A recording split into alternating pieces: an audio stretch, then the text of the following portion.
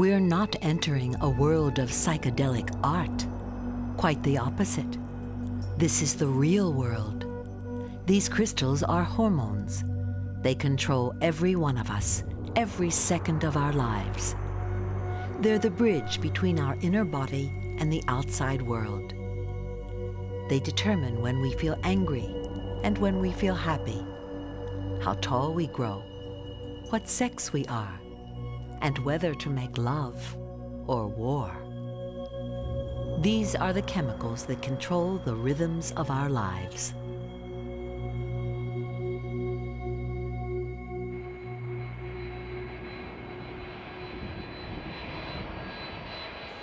Everyone has a daily rhythm, a natural 24-hour cycle that controls our bodies. The biological clock is usually in the background of our lives. It ticks silently along with the other routine events of the day, waking, eating, sleeping. But it wasn't built to cope with air travel. Changing a wristwatch in a new time zone takes only seconds, but the biological clock can't be reset so easily.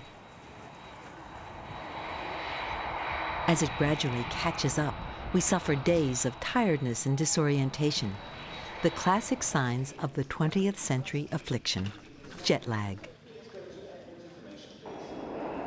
Jet lag is a side effect of chemical warfare within our bodies, a clash among the hormones that control the biological clock.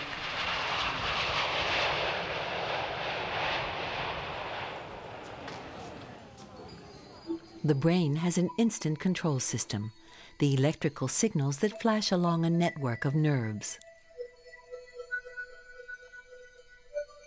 A bit slower, but equally important, is our chemical control system. Commands come from several different glands, each pumping out different chemical messengers, the hormones. The pancreas is one gland that's in charge of digesting food. It squirts its hormones into a surrounding labyrinth of blood vessels.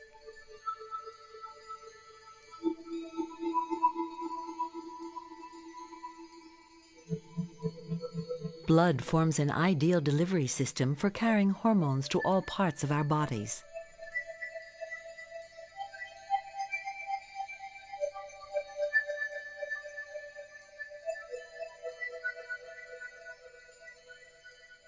Day in, day out, the ebb and flow of hormones in our blood orchestrates our daily rhythms.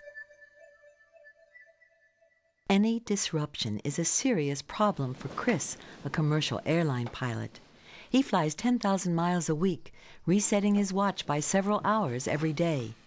Chris copes by always eating and sleeping according to his schedule back home. Passengers arriving in a different time zone don't have it so easy. Their biological clocks have to adjust. If we had only one biological clock inside us, it wouldn't be too difficult. But our bodies have many internal clocks, as different glands keep to their own schedule of producing hormones.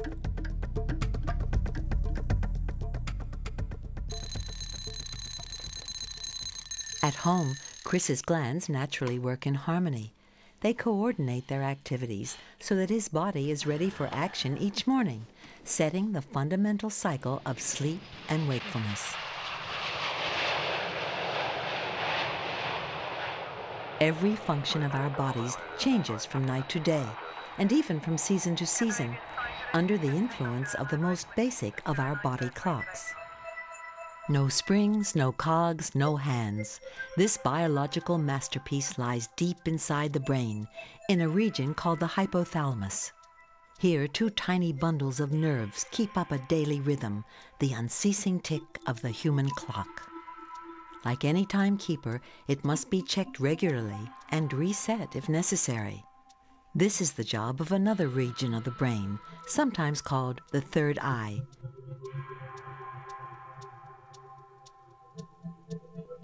At night, it releases the hormone melatonin.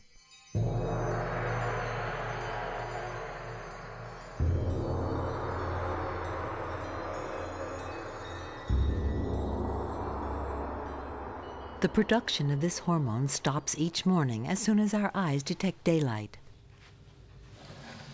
The falling level of melatonin wakes us up. Dawn is constantly resetting Chris's basic clock to a 24-hour rhythm.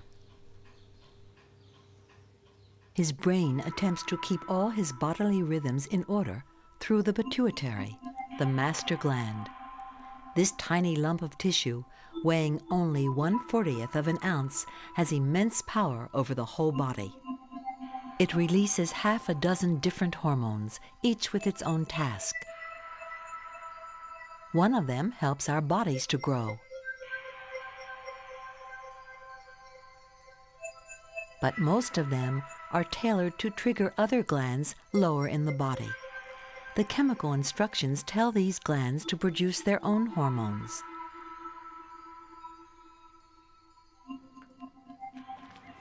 As a result, different hormones are at work on different parts of Chris's body at different times of the day. Early each morning, Chris's pituitary targets the pair of adrenal glands, which sit on his kidneys. They tune up his body and mind for a peak performance during the daytime. Hidden under a layer of fat, the adrenal is actually two different glands, one inside the other. The outer layer starts off the daily cycle of hormones.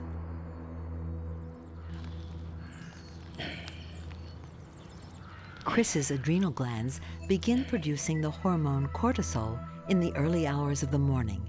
It peaked when he woke up. Cortisol is a morning tonic. It provides a burst of instant energy.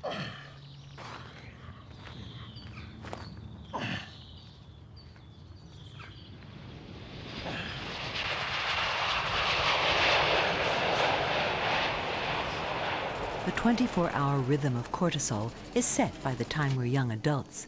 As we get older, it's more difficult to adjust to changes in the regular cycle. When we travel, cortisol keeps to its old timetable for several days. So adjusting to a long air journey is not just a question of catching up on sleep. The hormones can take a week to sort out their disturbed rhythms. As the morning tonic ebbs away, the inner part of the adrenal gland begins releasing the alertness hormones, adrenaline and noradrenaline. We're departing runway 26 left at Gatwick on a C for departure. The first block altitude is 3,000 feet. Sure. The aids are set as required. Runway's dry, the weather's good. Flying a plane can be stressful. Chris relies on the adrenal hormones to keep his mind and body in top form. A sudden threat causes these hormones to rise dramatically, even when the disaster is in a flight simulator. Only major problem up to 80 knots. Above 80 knots and up to V1, which is 125, will stop only for any fire warning. Adrenaline makes us afraid, and noradrenaline makes us angry. Because they're produced together, we can experience fear and anger at the same time.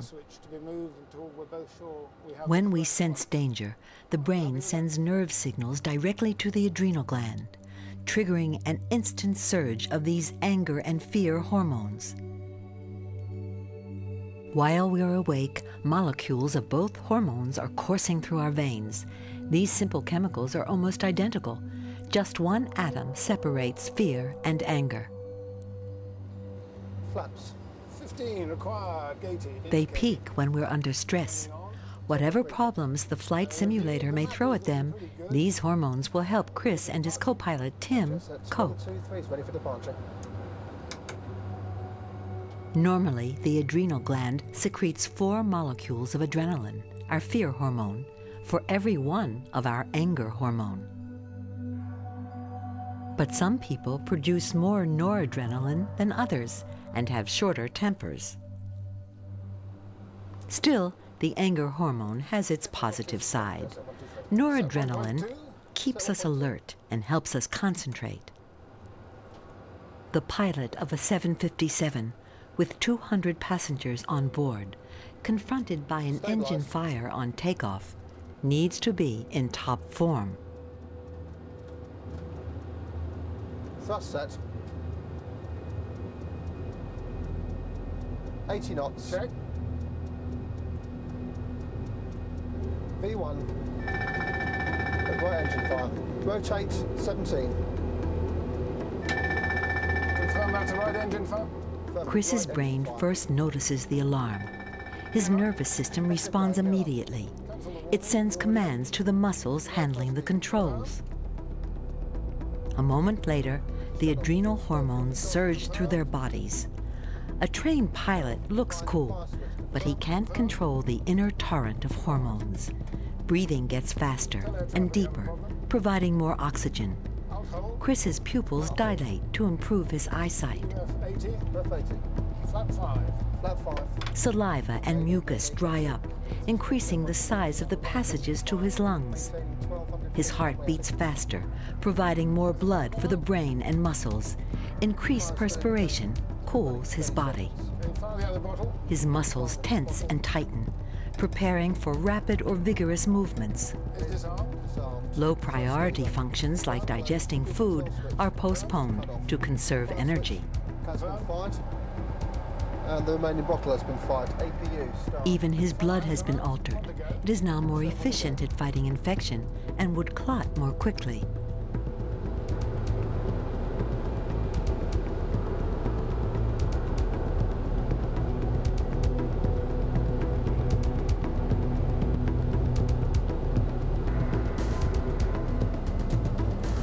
$50, $30, $20.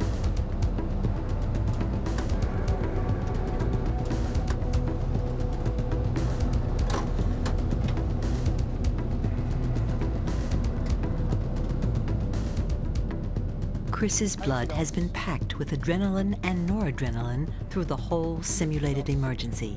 But as soon as the tension passes, the hormones are broken down. Within 10 minutes, their levels are back to normal. Tower jets at 123. Confirm we have no visual outside fire and fire trucks on the way. Even before we're born, hormones are beginning to structure our lives. This 9-week-old fetus, seen inside its mother with an ultrasound scan, is tossing and turning under the influence of the wake-up hormone, cortisol.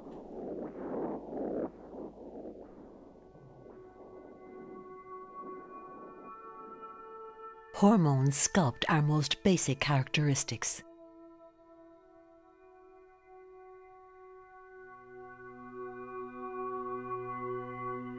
If a child is genetically coded to become a boy, its testes start to produce testosterone, which directs the growth of the male sex organs.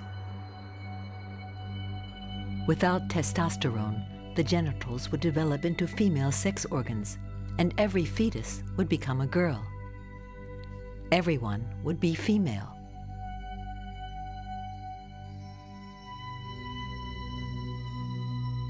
After 15 weeks, the baby's thyroid gland starts to pump out another vital hormone.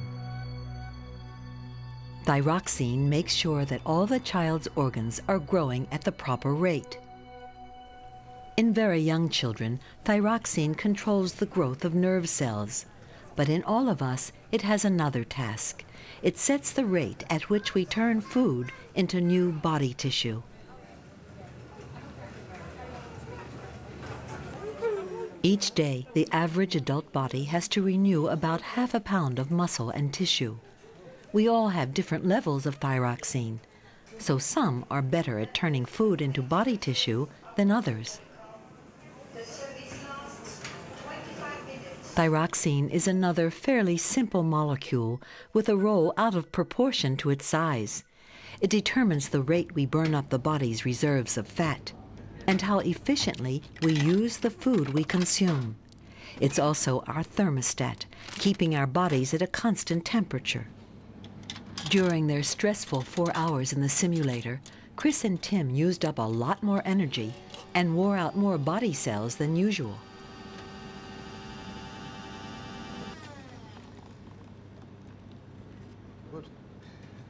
So Brunei and Now that the tension has gone, their energy must be replaced. Their bodies need food and liquid to repair all the wear and tear. They feel thirsty and hungry. Overall, the detail went very well. Just 2 points I want to comment on, Chris. The brain, in particular, feels the strain. It's fueled by blood sugar, called glucose, dissolved in the bloodstream. Glucose is a source of instant energy for all parts of the body, but it's the only food the brain can use. When blood sugar runs low, we feel tired and faint. When body chemicals are out of balance, it's another job for the hormone system. This time, the pancreas swings into action. It sends instructions to its larger neighbor, the liver, the storehouse of the body's spare sugar. After we've eaten, levels of blood sugar go up. The pancreas pours out insulin. This hormone instructs the liver to remove sugar from the blood and store it for later use.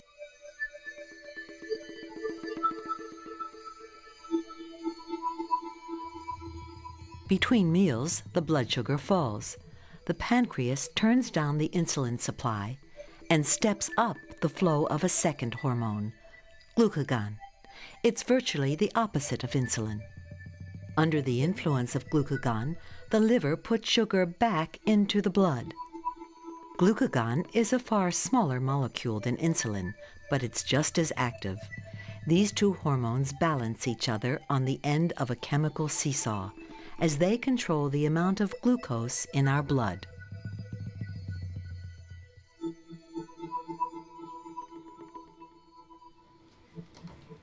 They also cope miraculously well with the strange and complex mixture of chemicals that we inflict on our digestive systems.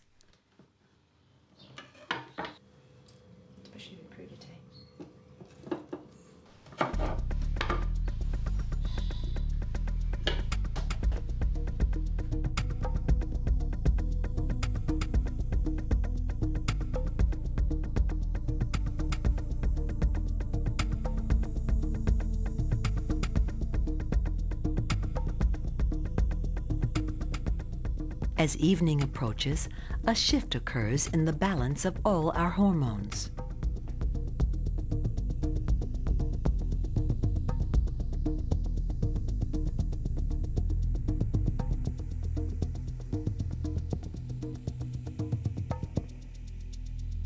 Our biological clock controls some of these changes, but others are under our own control.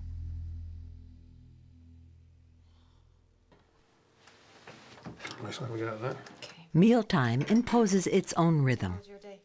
Well, I was with Tim Furness in the simulator. While Pyroxene controls the rate at which we burn energy, insulin follows the level of sugar in the blood. It rises after a meal, then falls gradually. When it drops too low, we feel hungry. Usually, these two hormones are in harmony, but if they don't match up, we can feel like eating more than we need. As we age, our appetite remains more or less the same, but we burn energy more slowly, and we put on weight. It's very, very bad. Adrenaline also makes its presence felt at the dinner table. As its level drops towards the end of the day, our senses become less sharp and less discriminating. Food tastes better in the evening. The later you eat, the more you appreciate the food.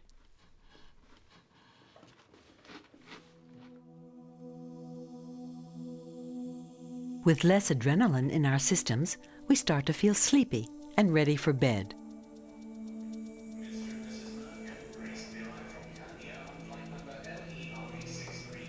But the transition from fully awake to drowsiness takes time. The levels of hormones in Chris's bloodstream gradually change, instructing his organs and systems to prepare for the night phase of his 24-hour cycle.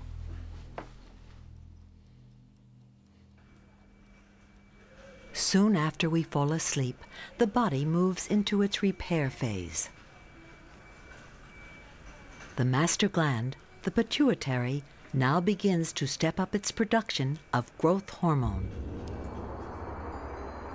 This chemical makes children grow by lengthening their bones and muscles, but it's also essential for adults.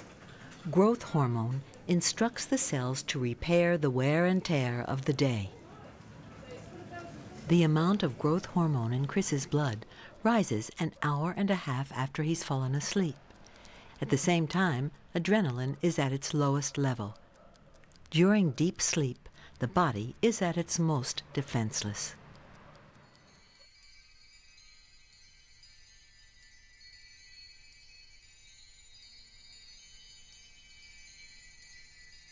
Our blood system constantly teems with hormones, and only particular cells can react to each specific hormone. This molecule is baited with a group of atoms that can catch only the growth hormone. It triggers the cell's response and stimulates growth. All the hormones in the world will do no good unless the right group of atoms is waiting. If the wrong ones were to respond, eating might make us feel anger, or an emergency bring on hunger pangs, and our biological clock would break down completely.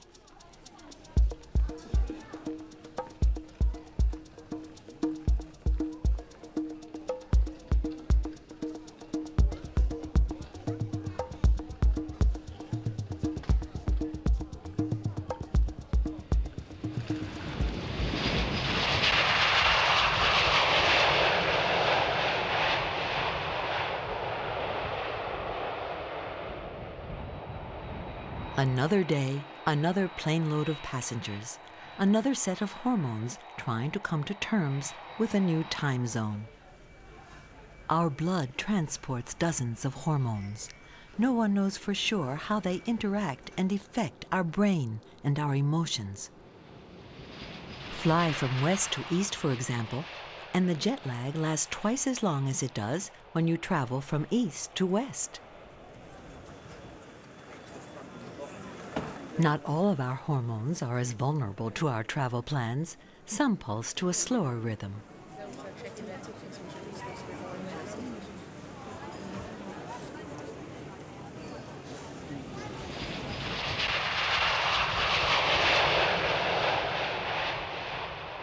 Some of our hormones touch down in our kidneys, controlling the water balance in our systems. Others monitor the saltiness of our blood or shift calcium to and from the bones, transporting vital supplies to every part of our bodies.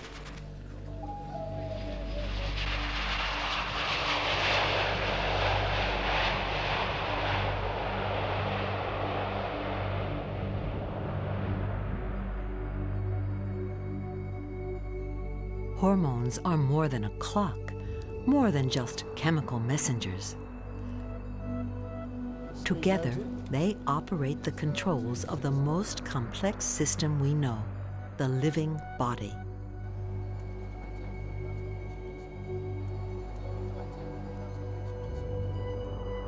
When we are beset by a hostile world, hormones adjust our internal chemistry to help us survive. In quieter moments, they are just as busy, keeping the body running smoothly.